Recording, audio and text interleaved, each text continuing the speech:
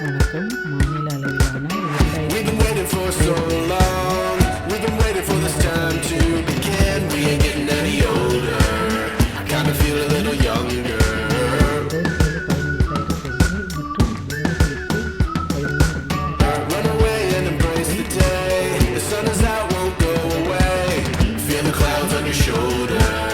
Touch the sky, feeling bolder. Going up, going all the way. Going out, வணக்கம். மாநில அளவிலான 2025க்கான கலைத்திருவிழா போட்டிகள் சேலம் மாவட்டத்தில் நடைபெற்றது. சேலம் மாவட்டம் மாமல்லரில் உள்ள பத்மாவனி கலை மற்றும் அறிவியல் கல்லூரியில் 27/11/2025 மற்றும் 28/11/2025 ஆகிய 2 நாட்கள் வெகு சிறப்பாக நடைபெற்றது. அவற்றில் ஓரறிவான பயிர்களையும் மரங்களையும் சார்ந்து மீறி உள்ள உயிரினங்கள் வாழ்ந்து வருகின்றன. எனவேதான் ஆடிப்பட்டம் தேடி விதை போன்ற பழமொழிகள் இன்றும் உள்ளது.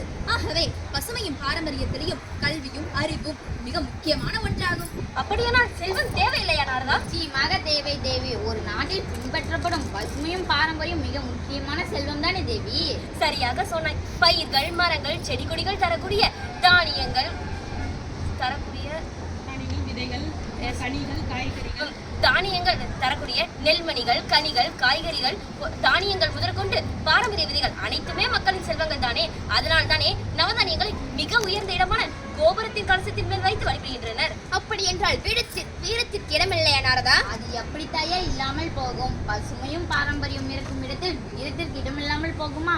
உண்மைதான். வீரம் இருந்தால் தானே பயிர்களை காக்க முடியும். அது மட்டுமில்லாமல் பாரம்பரிய விளையாட்டுகளான சிலம்பம், ஏற்போர், ஏறு தருவுதல் மற்றும் பாரம்பரிய கலைகளான ஒயிலாட்டம், தப்பாட்டம், கரகாட்டம் போன்றவைகளும் வீரம்தானே. ஆகவே வீரத்திற்கும் அங்கு சிறப்பிடம் உண்டு.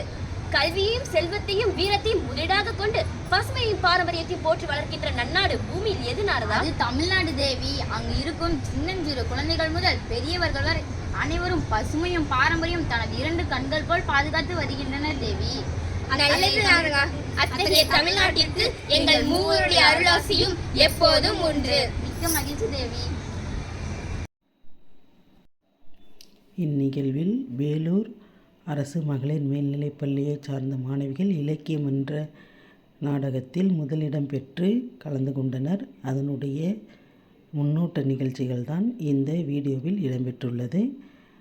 நன்றி, வணக்கம்.